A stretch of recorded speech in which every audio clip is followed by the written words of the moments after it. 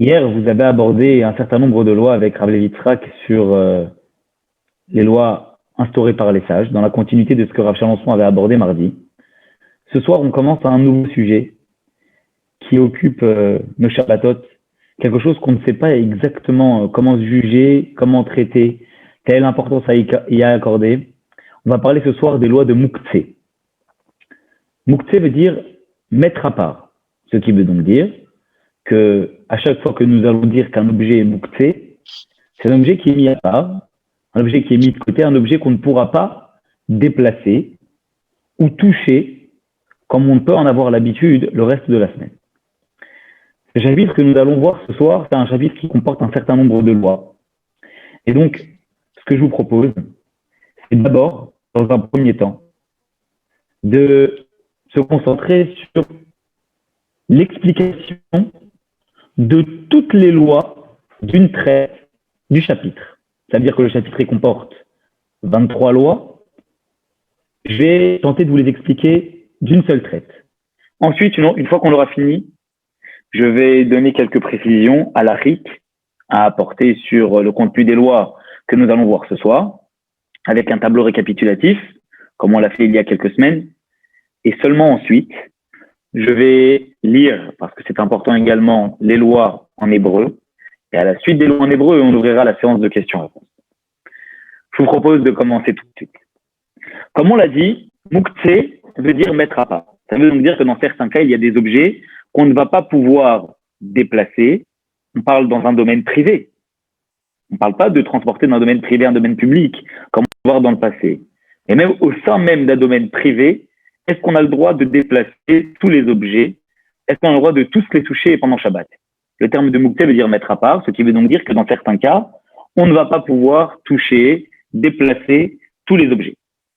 Alors maintenant, ce qui reste à comprendre ensemble, c'est quels sont les objets qui seront Mouktsé, qui seront mis à part, quels sont les objets qu'on pourra toucher sans aucun problème, et dans quelle mesure on pourra le faire. Alors il y a un certain nombre de conditions.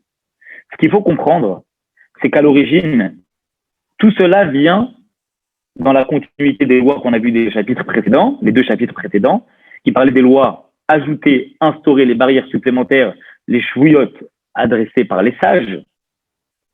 Et en réalité, lorsqu'on réfléchit un petit peu, on comprend que la base du Mouktsé, c'est quelque chose qui est également instauré par les sages. Comment le raisonnement en est venu? Eh bien, finalement, puisqu'il y a des choses qu'on ne peut pas faire Shabbat, parce qu'elles ne sont pas shabbatiques. Ça s'appelle finalement Uvdin Dechol. C'est comme ça qu'on appelle cela. Alors, de la même façon qu'il y a ce qu'on appelle des choses qu'on ne peut pas faire le Shabbat, comme par exemple, on l'a vu un certain nombre de fois, on ne peut pas lire n'importe quoi le Shabbat, des travaux profanes qu'on a l'habitude de faire, lire toutes sortes de choses ou faire des choses qui a priori seraient permis mais qui auraient été interdits par les sages. De la même façon, tous les objets qui participent à nos activités profanes sont par essence à mettre à part le Shabbat.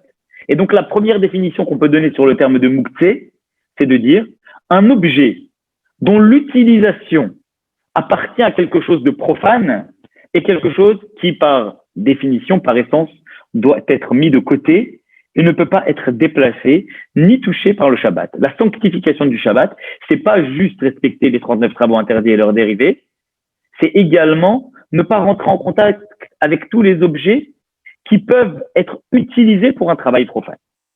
Et c'est justement la première des choses que nous dit Maïmonide dans les lois. Il est en train de déterminer dans un premier temps la distinction entre les lois Kli shemelarto leiter, c'est-à-dire un ustensile qui sert à faire quelque chose de permis, comme par exemple un verre pour boire. Et dans un deuxième temps, il est en train de donner la définition de ce qu'on appelle Kli shemelarto leisur, un ustensile qui sera utilisé pour faire quelque chose d'interdit, comme par exemple, il donne l'exemple, vous savez, d'une meule qu'on pourrait utiliser, c'est une pierre qui est tellement lourde qu'on peut l'utiliser pour moudre. Alors de la même façon que moudre est interdit Shabbat, Kli shemelarto leisur, l'ustensile qui sert à faire la chose interdite, cette meule, par exemple, est définie comme un ustensile qui aboutit à faire un travail profane et comme on l'a dit, qui est Mouktsé.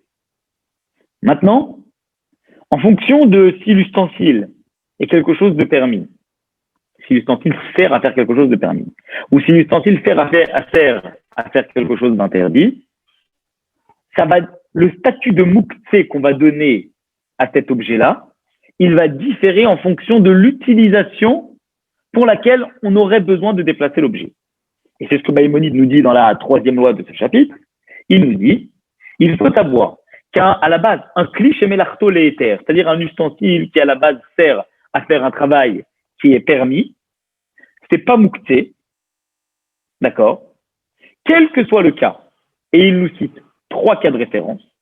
Premier cas, c'est ce qu'on appelle l'ikli atmo, veut dire pour l'ustensile lui-même, une personne qui se poserait la question, est-ce que un verre pour boire, si je veux le mettre de côté de peur qu'on me le vole ou de peur qu'il se casse, est-ce que j'ai le droit de déplacer? Il n'y a aucun problème. Donc on appelle finalement cela les cléatmo, déplacer l'objet pour les besoins même de cet objet, de peur qu'il soit cassé, de peur qu'il soit brisé, de peur qu'on en vienne à le perdre ou à le voler. La deuxième catégorie que Maïmonide aborde, c'est les tzorer goufo, ce qui veut dire utiliser l'objet pour pouvoir faire un travail, puisque le travail qu'on s'apprête à faire dans ce cas-là est un travail qui est permis, donc il n'y a aucune raison d'interdire d'utiliser cet ustensile pour faire la chose permise. Et la troisième chose que Rambam dit, c'est les tzorer mekomo, ça veut dire pour l'endroit dans lequel il se trouve. Imaginons que j'ai un objet qui se trouve à une certaine place, mais j'ai besoin d'utiliser cette place-là. Ai-je le droit de déplacer cet objet-là pour pouvoir utiliser la place? Alors, dans les trois cas que nous venons de citer, quoi qu'il arrive, ça ne sera pas muktzeh parce que c'est kli shemelarto le'eter, un ustensile qui à la base sert à faire quelque chose de ferme. Maintenant, dans le cas de kli shemelarto le'issour, un ustensile qui à la base sert à faire un travail qui est profane, comme par exemple cette fameuse meule qui sert à moudre. Alors, Maïmonide dit, dans le cas de cléatmo, ça veut dire pour les besoins même de l'ustensile, pour le préserver cet ustensile, cet objet est considéré comme étant muktzeh, donc je n'ai pas le droit de le déplacer si c'est pour le préserver, cette meule. Par contre, si c'est pour utiliser l'endroit dans lequel il se trouve, ou pour l'utiliser en soi, l'objet, évidemment pas pour faire interdit, mais pour l'utiliser pour faire quelque chose de permis, alors à ce moment-là, cela sera considéré comme quelque chose qui est permis à faire et l'objet ne sera pas muktzeh. Alors évidemment, Rambam, il nous a donné là les lois générales et maintenant il va rentrer dans des exemples. On va nous donner un exemple pour chacun des cas qu'on a vus. Et on dit tout d'abord, prenons le cas de kli shemelarto le'eter, un ustensile qui à la base sert à faire quelque chose qui est permis, comme par exemple un plateau. Un plateau sert, par exemple, à servir à manger. Donc, un plateau est permis. Si je veux déplacer le plateau, ai-je le droit, dans tous les cas, de déplacer le plateau Shabbat? Alors, c'est ce que nous dit Maïmonide, que ce soit pour les besoins du plateau lui-même, pour le préserver, pour ne pas qu'on le vole, ou que ce soit parce qu'il est sur une table et que j'ai besoin d'utiliser la table, ou que ce soit parce que j'ai besoin d'utiliser ce plateau pour servir quelque chose à l'intérieur. Dans les 3 cas de figure, j'ai le droit de le déplacer parce que c'est kli shemelarto le'eter. Par contre, nous dit Maïmonide dans la halakha 5, si on parle de la meule, alors cette meule-là, dans le cas où je veux la préserver, là, j'ai pas le droit. Par contre, dans le cas où je veux l'utiliser pour faire quelque chose qui est permis, comme par exemple la déplacer pour utiliser la table sur laquelle elle se trouve, ou la déplacer pour pouvoir mettre dessus une assiette pour manger. Le travail que je vais destiner à cette chose-là, bien qu'à la base ce soit un travail interdit, c'est une chose qui est permise. Donc, dans ce cas-là, j'aurai le droit de l'utiliser et l'objet ne sera pas considéré comme étant muktzeh, comme étant à mettre à part. Dans la halakha 6, Rambam, il est en train de nous dire que le principe de muktzeh repose sur Torat Kli, c'est-à-dire est-ce que l'ustensile en question est considéré comme un ustensile? Est-ce que la chose à déplacer est un ustensile ou pas? Alors Maïmonide me dit que ce qu'on appelle un keli, un ustensile, pour savoir est-ce que c'est muktzeh ou est-ce que c'est pas muktzeh, et qu'à la base, avant de savoir ce que je vais en faire, il faut d'abord savoir est-ce que cette chose que j'ai dans la main est un ustensile au sens halachique du terme ou ce n'est pas un ustensile au sens halachique du terme. Et Maïmonide nous dit, ce qu'on appelle un ustensile au sens halachique du terme, c'est quelque chose qui est fait en bois, ça peut être fait en plastique dur, ça peut être fait en, vous savez, en quelque chose qui n'est pas jetable, d'accord, qui est un ustensile à part entière, à condition que cette chose-là, elle ait été travaillée et qu'on lui ait affecté un but, une utilisation particulière. Par contre, si cette chose-là, elle est brute, une pierre, alors ça ne s'appelle pas un kéli, ça ne s'appelle pas un ustensile. Et donc, par définition, alors à ce moment-là, c'est quelque chose, si ce n'est pas défini comme un ustensile, alors c'est mouktsé. Maïmoïse nous dit, par exemple, continue. En lui disant, imaginons, si je prends une pierre, à la base, cette pierre-là, elle est mouktsé, parce que ce n'est pas un ustensile. Elle ne rentre pas dans le cadre général de ce qu'on appelle un ustensile. Mais si j'utilise cette pierre comme un banc, d'accord, pour m'asseoir dessus, je lui ai donné une utilisation qui est permise au Shabbat, et à ce moment-là, j'en ai fait pas quelque chose de brut, mais quelque chose qui est quand même travaillé parce que je lui ai affecté quelque chose. Et donc, à ce moment-là, ça sera permis. Et par contre, prenons des portes, les portes d'une maison, une porte d'entrée dans une maison. Imaginons que la porte, elle est sortie des gonds. Est-ce que j'ai le droit de la prendre et de la déplacer? Je ne parle pas d'un danger, je parle dans le cas où il n'y a pas de danger. Parce que s'il y a un danger, évidemment, je peux la déplacer. Mais s'il n'y a pas de danger, la porte, elle est comme ça. Est-ce que j'ai le droit? Il dit en vérité, la porte, eh bien, comme elle est, ça peut être quelque chose qui n'est pas brut, effectivement, ça a été travaillé, mais comme la porte, elle n'a pas été conçue pour être déplacée, elle a été conçue pour être positionnée dans les gonds et rester à cet endroit-là, ça ne s'appelle pas un kli, et à ce moment-là, cela s'appellera mukté. Ensuite, Rambam, dans la Halakha 7, il est en train de reprendre le cas de figure, d'accord, du kli shemelarto leissour, c'est-à-dire l'ustensile qui à la base est utilisé pour faire quelque chose qui est interdit. Et il nous dit comment ça se passe lorsque j'essaye de comprendre, utiliser cet objet, d'accord, alors qu'à la base, il y a une utilisation qui est interdite. Ben moi, il nous dit, en vérité, ça veut dire, comme on l'a expliqué, que même si à la base, il y a une utilisation qui est interdite, si je lui affecte une utilisation qui est permise, une utilisation accessoire, parce que l'utilisation principale reste la chose interdite, mais si je lui donne une utilisation accessoire qui reste permise, alors à ce moment-là, ça sera permis, comme on l'a dit. Et la monnaie, il donne un exemple. Il dit une aiguille, à la base, c'est fait pour coudre. Donc, à la base, coudre est un travail qui est interdit. Une aiguille est muktzé Shabbat. Par contre, si je prends une aiguille, parce que j'ai pas ma clé dans ma serrure, mais je sais ouvrir, triturer, vous savez, dans la serrure avec une aiguille pour ouvrir une porte.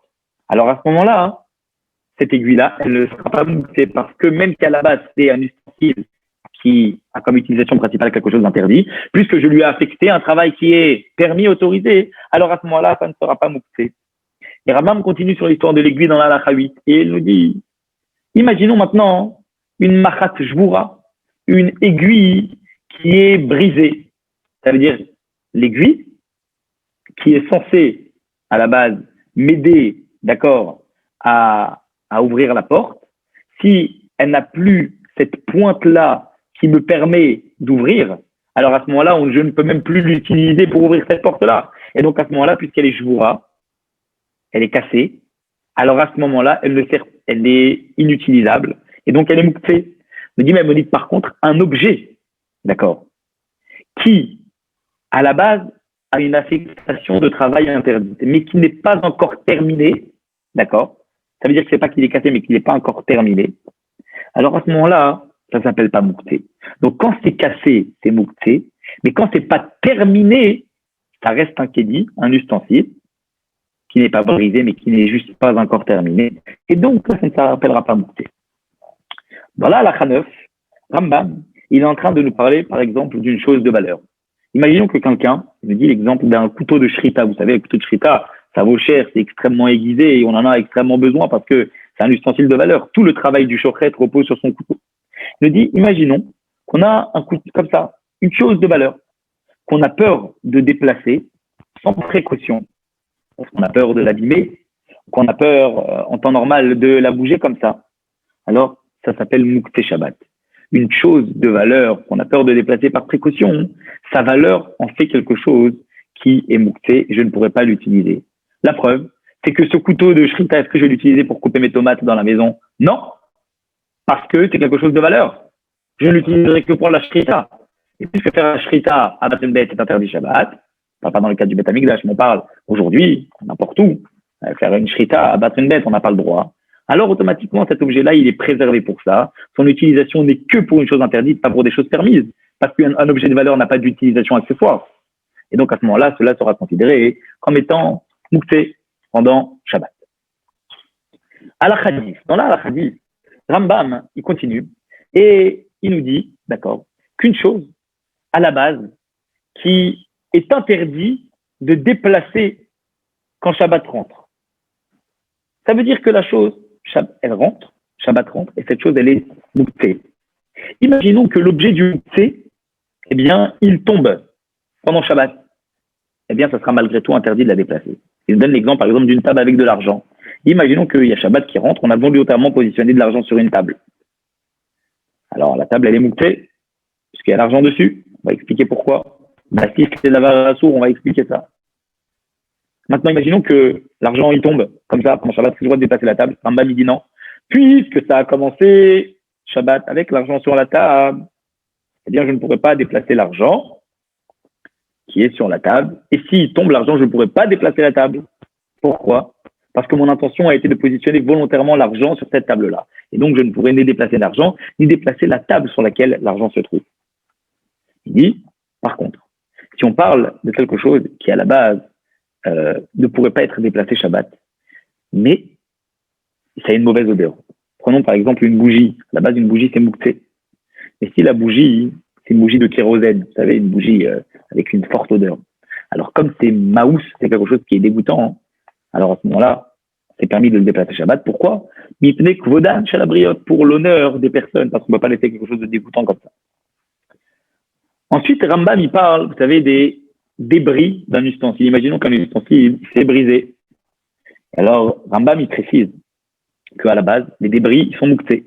Il dit par contre, si on peut utiliser ces débris pour faire quelque chose, comme par exemple prendre un morceau d'un verre qui est cassé, et on peut utiliser ce débris est assez grand pour pouvoir ouvrir une boîte de thon ou quelque chose comme ça. Alors, comme je lui ai affecté une tâche qui est permise, alors à ce moment-là, cet objet ne devient pas mouktsé, n'est plus mouktsé. Il dit, on avait parlé tout à l'heure, vous savez, des portes. On avait dit que les portes, elles sont pas faites pour être déplacées sur, vous savez, dans une maison. Il dit, mais par contre, les portes des meubles qui sont mobiles, comme par exemple un petit meuble avec une porte, si la porte, elle est tombée, j'ai le droit de la déplacer. Pourquoi? Parce que cette porte, comme elle est sur quelque chose qui est mobile, alors elle est faite aussi pour être déplacée. La porte de la maison, puisque la maison est immobile, la porte est censée être immobile. Mais l'objet, puisque l'objet est mobile, la porte est censée aussi être déplaçable. Et puisqu'elle est censée être déplaçable, alors j'ai le droit de la déplacer Shabbat. C'est pas un problème. Maintenant, Rambam dans la halakha 13 nous parle du cas du couvercle. Il nous dit, imaginons qu'on a un couvercle. Est-ce qu'un couvercle, j'ai le droit, vous savez, de marmite, est-ce que j'ai le droit de le déplacer? Il dit oui. Si c'est sur quelque chose de mobile, comme on a dit tout à l'heure, un couvercle de marmite, j'ai le droit de le déplacer. Il dit par contre, si on parle d'un couvercle d'une chose immobile, comme prenez par exemple un puits, comme on a à l'époque, et que dessus on a une sorte de couvercle qui vient boucher ce puits-là, il dit la seule condition pour pouvoir déplacer ce couvercle qui bouche le puits, qui est immobile, c'est s'il y a une anse. Pourquoi? Parce qu'à la base, si ce couvercle-là n'a pas de anse, eh bien, il est partie intégrante du puits. Et donc, si le puits ne peut pas être déplacé, alors le couvercle non plus. Par contre, si le couvercle il a une anse dans ce puits-là, eh bien, le couvercle en soi, c'est un kéli, c'est un ustensile, et donc on pourra le déplacer s'il gêne.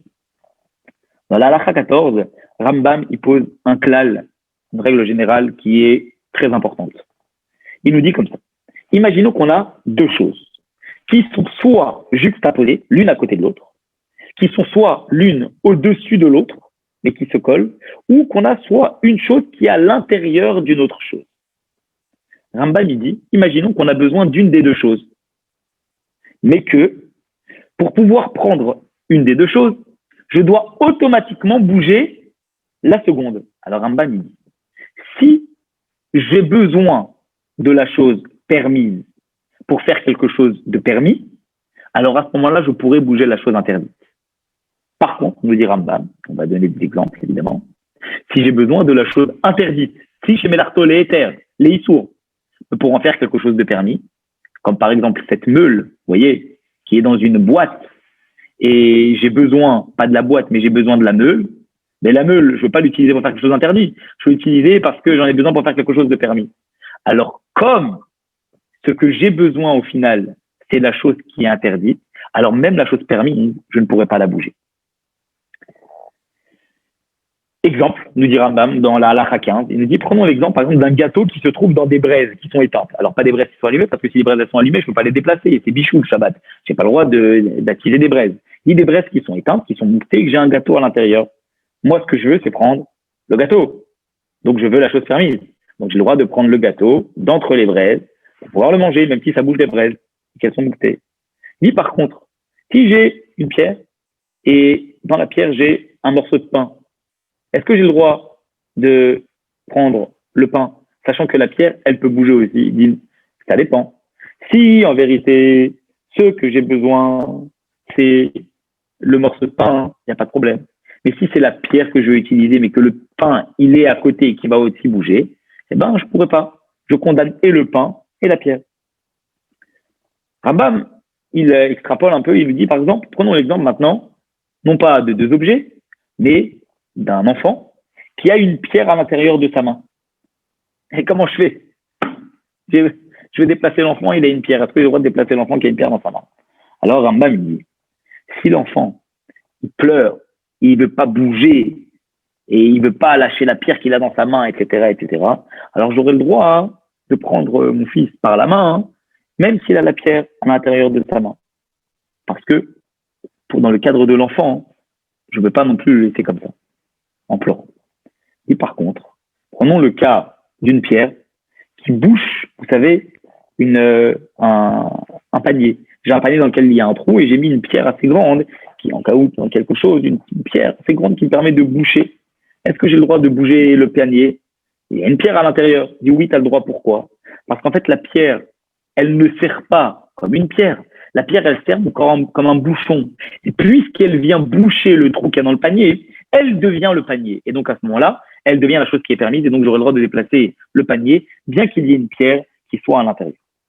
Ensuite, dans la Halakha 17, Rambam, il est en train de poser les bases de ce qu'on a dit tout à l'heure. Vous savez, le principe de Bassis et Davar à Assour, Bassis et Davar à Moutar, ou Bassis et Davar à Issour à Moutar.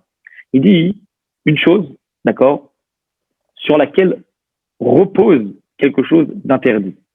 Si la chose qui est à l'intérieur est interdite, eh bien la chose sur laquelle elle repose, le plateau sur lequel est positionnée cette chose, est aussi interdit à être déplacé. Il dit une chose permise, on a un plateau en dessous, de la même façon que la chose qui est dessus est permise, la chose qui est en dessous, le plateau est aussi permis. Il dit maintenant, le cas qui est le plus intéressant, c'est quand j'ai Bassis et Davar à Assour à Moutar, une chose, un plateau sur laquelle j'ai et une chose interdite et une chose permise. Rambam il dit, puisque j'ai une chose interdite et une chose permise, alors à ce moment-là, je pourrais déplacer mon plateau parce que j'ai aussi une chose permise. Exemple, les bougies de Shabbat, quand elles sont éteintes, si elles sont sur un plateau et que j'ai un sidour qui est positionné dans le plateau, j'ai les bougies de Shabbat qui sont interdites à être déplacées et j'ai le sidour qui est permis à être déplacé parce que le sidour, c'est d'avoir moutar. Est-ce que j'ai le droit de déplacer le plateau Shabbat qui est sur ma table? Oui. Parce que c'est Bassis, ça repose sur, cela fait reposer une chose permise et une chose interdite. Puisque j'ai aussi la chose permise. Alors même la chose interdite qui est avec, je peux la déplacer. Et Rambam, il dit, donne un exemple. Il dit, imaginons qu'on a maintenant une pierre qu'on a oublié d'enlever, d'accord, qui se trouve sur un tonneau. Alors Rambam, il dit, j'ai le droit de déplacer cette pierre à la Shabbat. Pourquoi? Parce que mon intention, tout à l'heure, on avait dit que l'intention, elle était que la pierre, elle reste. Et que l'argent, elle reste. On avait dit l'argent sur la table. L'intention était volontairement de positionner l'argent sur la table.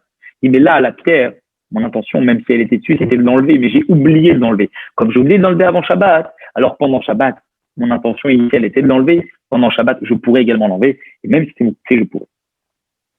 Dans le même cas, imaginons que j'ai de l'argent qui est sur un oreiller. Alors, ça va être la même chose. Si, à la base, mon intention, elle était de laisser l'argent sur l'oreiller, alors je ne pourrais pas déplacer l'argent de sur l'oreiller. Par contre, si mon intention, elle était, j'avais mis l'argent comme ça, par hasard, sur l'oreiller, et que je voulais absolument enlever cet argent dans l'oreiller, sur l'oreiller pendant Shabbat, et que j'ai besoin de mon oreiller, comment je peux faire? Alors, j'aurai le droit de déplacer l'argent sans problème pour pouvoir l'utiliser. Ensuite, Rambam, il nous dit, imaginons qu'on a une pierre qui se trouve à l'intérieur d'une cruche, et que le but d'avoir mis cette pierre dans la cruche, c'était pour stabiliser la cruche comme un poids. Si, quand je remplis la cruche, eh bien la pierre ne va pas bouger, là, je pourrais déplacer la cruche Shabbat. Pourquoi? Puisque la pierre, si elle ne bouge pas quand je remplis, à ce moment-là, c'est comme si que c'était la cruche elle-même. Puisque la cruche à la base, je peux la déplacer, alors je pourrais également déplacer la pierre qui est à l'intérieur de la cruche. Les deux en même temps. Ensuite, Rambam, dans les dernières halachot, il nous parle des fruits. Il nous dit, imaginons qu'on a des fruits qui sont interdits à être mangés, comme par exemple des fruits dans lesquels on n'a pas prélevé encore la terouma, on n'a pas prélevé le maaser, on appelle ça tevel. Vous savez, des fruits qui sont ekdesh, des fruits qu'on a consacrés pour le temple. On n'a pas le droit de les consommer. Alors à la base, quelque chose qui est consommable, c'est pas moukté, parce que ça a une utilité pendant Shabbat. C'est quelque chose de permis de manger pendant Shabbat. Mais ces fruits-là, vu qu'ils ne sont pas consommables, parce qu'on l'a déjà affecté quelque chose, un besoin, une utilisation qui est sainte pour le temple, eh bien, ces fruits-là sont mouktés. Par contre, ce qu'on appelle demaï, c'est-à-dire des fruits dans lesquels c'est une personne qui n'a pas beaucoup de connaissances de la Torah, qui nous dit qu'il a prélevé le maaser, mais nous on a un doute s'il a vraiment prélevé ou pas, ça ne sera pas moukté. Pourquoi? Parce que c'est vrai, des fruits où on a un doute si le maaser il a été prélevé convenablement sont interdits pour la majeure partie des gens, mais pour les pauvres, pour les nourrir, on aura le droit de leur donner en considérant que oui, le pauvre peut utiliser cette chose-là, peut manger ces fruits-là. Donc ça veut dire que ces fruits-là, même si en la base, eh bien, ils sont interdits pour des gens, ils sont permis pour certaines personnes. Et puisqu'ils sont permis pour certaines personnes, alors pour des pauvres, alors à ce moment-là, cela ne se rappellera pas. Rambam, il dit maintenant, pour reprendre le cas, vous savez, du dessus-dessous, qu'on avait abordé tout à l'heure. Il dit, imaginons qu'on a des fruits qui sont des fruits pour la terouma. À la base, ces fruits-là, ils sont comestibles, ils peuvent être consommés par qui? Que par un Kohen, puisque la terouma est mangée par le Kohen. Est-ce qu'un Israël qui n'est pas Kohen a le droit de déplacer ces fruits-là à Shabbat? Et oui, puisqu'ils peuvent être mangés par le Kohen, alors le Israël aura le droit aussi de les déplacer parce que ça reste achilat Adam, quelque chose qui est comestible par un être humain. Il dit par contre, imaginons qu'on a un panier. Et dans ce panier, j'ai des fruits de terouma qui sont purs. Ça veut dire qu'ils n'ont pas été en contact avec quelque chose d'impur et donc le Kohen peut les manger. Mais j'ai aussi un autre type de fruits dans ce panier-là qui contient des fruits qui sont impurs. Donc j'ai un mélange de fruits purs et de fruits impurs. Comment je peux faire? Alors, en bas midi. Premièrement, si je peux vider le panier, ça veut dire prendre le panier, hop, le verser, et verser tous les fruits par terre, et donc je récupère les fruits qui sont purs, que je peux manger, qui sont purs, et les fruits qui sont impurs, je les laisse. Si je peux vider le panier sans abîmer les fruits qui sont purs, alors à ce moment-là, je vide. Par contre, si je ne peux pas vider ce panier, parce que si je prends le panier et que je le renverse, et que les fruits qui sont purs, sont mous, et donc qui sont suffisamment mûrs, et qui vont ils vont se décomposer ou ils vont s'abîmer quand je vais les mettre au sol, alors à ce moment-là, ou si j'ai besoin de l'endroit sur lequel se trouve ce panier-là, je pourrais déplacer. Pourquoi? Parce qu'on appelle ce panier-là Bassis et Davara Sourba Moutar. Le panier, c'est le socle dans lequel reposent des choses permises et des choses interdites. Les fruits sont purs et les fruits qui ne sont pas purs. Donc, puisqu'il y a aussi des fruits purs, je pourrais le déplacer. Rambam, il continue dans la halakha 21 et il nous dit, imaginons que j'ai, par exemple, des pierres, une lignée de pierres que je voulais affecter pendant Shabbat comme un banc. Ça veut dire que ces pierres, c'est pas des pierres, c'est un banc. Est-ce que j'ai le droit de les déplacer pendant Shabbat? Oui, parce que puisque je leur ai donné une affectation d'une chose qui est permise, alors à ce moment-là, ça sera permis de pouvoir les déplacer pendant Shabbat. Rambam, il dit dans la halakha 22, imaginons que j'ai de la paille qui se trouve sur un lit. Alors, si j'ai besoin du lit, comment je fais? Est-ce que j'ai le droit d'enlever la paille? Alors, Rambam, il dit, ça dépend. Il dit, si cette paille-là, elle était destinée à être quelque chose comme ça, pour faire par exemple des briques, je construis à la maison et j'ai de la paille, des briques qui se trouvent sur le lit, alors je pourrais la déplacer parce que j'ai besoin du lit, comme on a dit tout à l'heure, quand on a besoin de l'endroit, on peut déplacer même un cliché mélartoli, ou quelque chose qui sert à faire quelque chose qui est interdit, mais avec un chinoui. Ça veut dire en faisant le déplacement de façon inhabituelle. Et c'est là que Rambam nous amène le chidouche, la nouveauté du chinoui, pour nous dire que toutes les choses qui sont mouktées, qu'on n'a pas le droit de déplacer, il y a quand même une façon de les déplacer, c'est de les déplacer de façon inhabituelle. Si j'ai l'habitude de prendre un objet avec la main comme ça et de le soulever, eh bien, faire un chinoui, ça veut dire prendre cet objet-là, vous savez, un peu comme ça, comme shra, déplacer, hop, l'objet, je le fais tourner, et ça s'appelle faire un chinoui. Je le prends de façon inhabituelle. Donc, tous les cas de mouktsé qu'on a abordés, On n'a pas le droit de déplacer de façon normale, mais on a le droit de les déplacer si on le fait différemment, et ça s'appelle un chinoui. Alors évidemment, si cette paille-là, par contre, c'est pas une paille qui est destinée à faire des briques, mais c'est une paille pour nourrir les animaux, puisque j'ai le droit de nourrir les animaux, alors cette paille, c'est cliché mélarto l'éther, c'est un ustensile qui sert à faire quelque chose qui est permis, et donc j'aurai le droit de l'enlever naturellement, sans faire de chinouille du lit sur lequel elle se trouve. On a donc expliqué le principe du chinouille, qui est très important à retenir, et c'est l'occasion aussi de rappeler, parce que depuis tout à l'heure, on parle de déplacer un objet, mais est-ce que j'ai le droit de toucher un objet qui est Mouktsé Shabbat? Alors, si je le touche sans le déplacer, ça va dépendre. Si, à la base, je le touche pour utiliser l'objet en question, ça veut dire que j'ai besoin d'utiliser l'objet en question pour faire quelque chose, et en le touchant, je réalise ce que j'ai besoin de faire, alors là, j'ai pas le droit. Mais si c'est pas pour son utilisation, ça veut dire que, par exemple, parce qu'il me gêne, d'accord, et je veux le toucher, mais en général, je le déplace pas, ou c'est pour d'autres choses, alors à ce moment-là, c'est permis de toucher. Mais je n'ai pas le droit de toucher un objet qui est moukté, je ne parle pas de déplacer, je parle de toucher si ça sert l'objet en question que je suis en train de toucher. Ensuite, dans la halakha 23, Rambam il nous amène le principe de klé mechano. Il dit, on a parfois des objets qui sont permis, mais que je les affecte en leur donnant quelque chose d'interdit. C'est le cas inverse de ce qu'on a vu tout à l'heure. Tout à l'heure, on a dit, on a un ustensile qui est interdit, on va lui faire quelque chose de permis. Là, c'est l'inverse. J'ai quelque chose qui est permis et je l'utilise pour faire quelque chose qui est interdit. Il dit, c'est Assour, Shabbat, j'ai pas le droit de faire ça. Je donne l'exemple. Rambam, il dit, par exemple, imaginons que j'ai un ustensile qui est à la base permis, un plateau qui est permis, et je le mets sous une bougie pour que la cire, elle tombe dedans. Puisque la cire est quelque chose qui est Mouktsé Shabbat, alors ce plateau-là, c'est Klé Mechano, je l'ai utilisé en lui changeant son statut, et il devient également interdit. Je donne l'exemple aussi, vous avez, imaginons une poule qui pond des œufs pendant Shabbat. Est-ce que j'ai le droit de mettre en dessous de la poule un verre pour récupérer? Le verre est à la base permis, mais comme l'œuf il va être pondu pendant Shabbat, donc l'œuf est interdit, et le verre est également interdit. Par contre, je veux préserver cet œuf, au lieu de mettre le verre en dessous de la poule, je peux attendre que la poule elle ponde l'œuf, et je vais mettre le verre au-dessus pour préserver. Il nous reste 3 halachot pour ce chapitre-là, on va les faire rapidement. Si j'ai un toit qui fuit, j'ai de l'eau qui tombe, Rambam il dit tout va dépendre de l'eau. Si l'eau qui tombe, c'est une eau qui est peut-être bue par un animal, c'est de l'eau qui est propre, alors à ce moment-là, je pourrais prendre cet ustensile, le vider et le déplacer.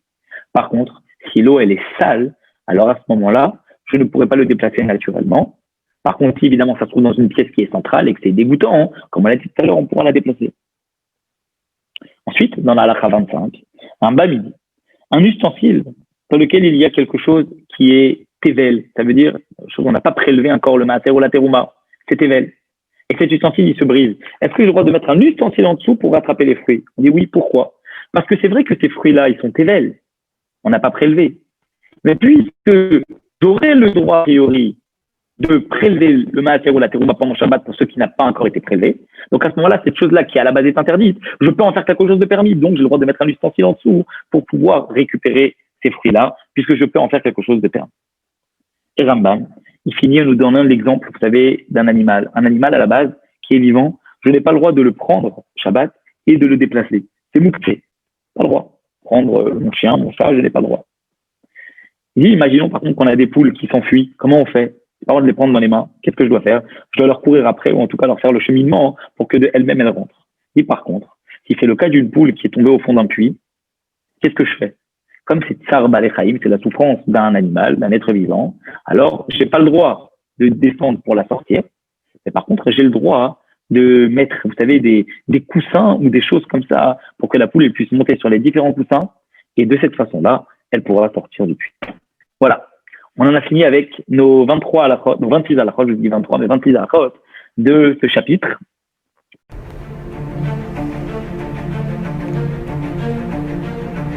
Et si connaître toute la Torah était possible, plongez-vous dans les joyaux de la Torah.